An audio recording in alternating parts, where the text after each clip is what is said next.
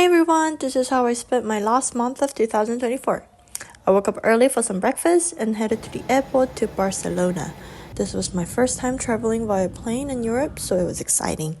I was traveling again with a friend, and the trip took about 2 hours, and the first impression was, it's quite similar to Paris, but why does it smell like sewage?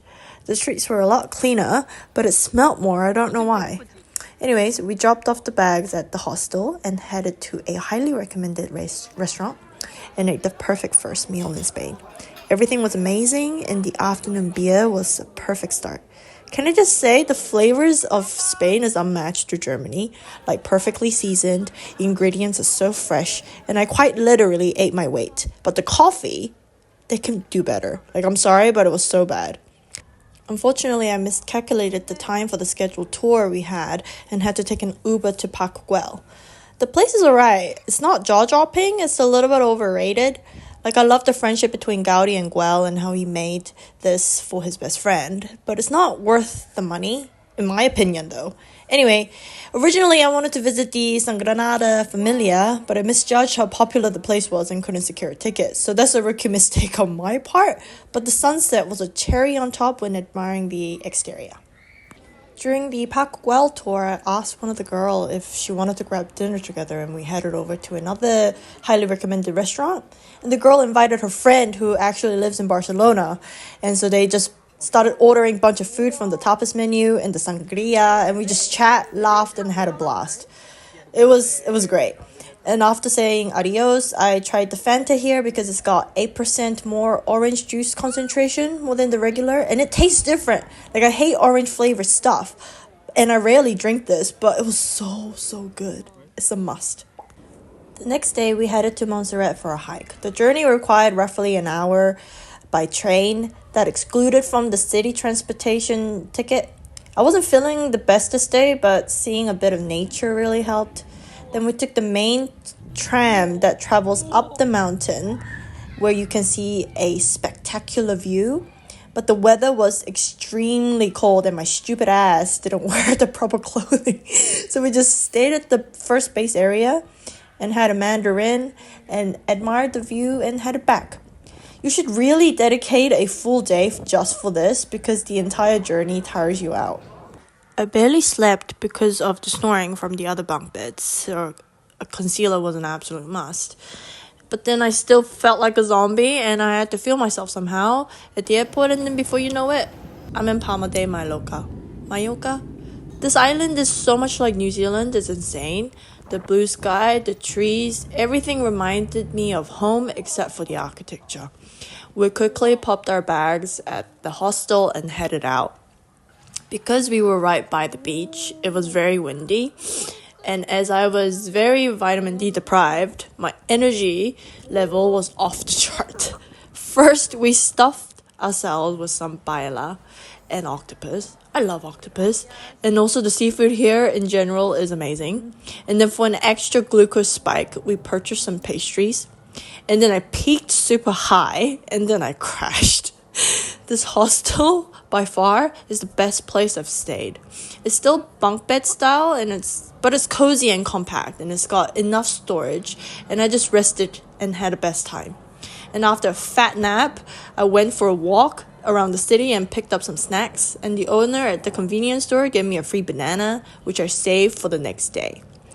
We had booked a guided tour to the outskirts of Mallorca.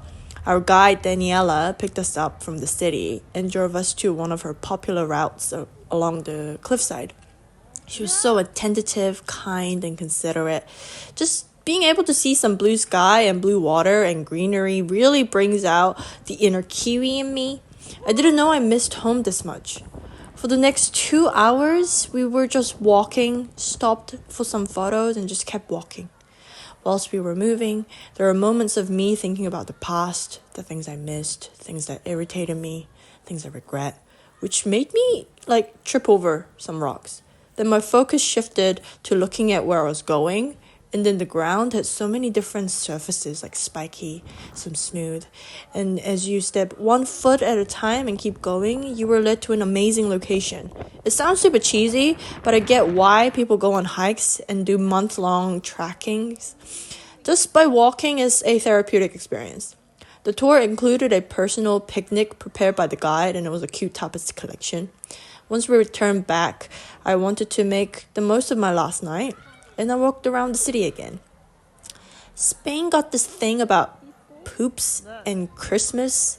I don't fully understand it, and I brought some churros and walked along the city. Seeing the sales, the calmness of the streets, I got all sentimental again and I really missed home. I'm so dramatic, but I was very, very homesick. On the last day in Mallorca, I woke up to a sunrise and revisited the bakery for some coffee and their chocolate pistachio bread. Saying goodbye to the city was bittersweet, but I was so grateful for the sun, healing, and a great time. At the airport, we headed over to a Spain burger chain and had the best burger of my life. The insane contrast in the weather really shoved reality down my throat, and I already missed my travels. Then my normal life continued. I attended my first meeting at a next production I'm involved in and spent some quality time with friends and dyed my hair and lots of sleepovers. And I visited Christmas markets and I just worked. I met up with a good friend and we went to a cinema and I watched The Wicked. Then Christmas was just around the corner and it just kept getting colder. My friend invited me to her friend's Christmas party and it was a cute old girls gathering. Everyone brought some food, a cake, and we ate and drank and then ate more and spontaneously went to a ski arena and we just loved how unexpected and spontaneous the whole event was. And ever since returning from Spain, I was dying and me refusing to rest made it worse. So for the next few days, it was a get well mode and I hated to be alone for the New Year's Eve. So I was, trying my best to get well. And I went to my friend's New Year's Eve party. We played board games, ate food, and watched the fireworks on their balcony. All the fireworks were personally purchased by the German residents, and they were just popping off.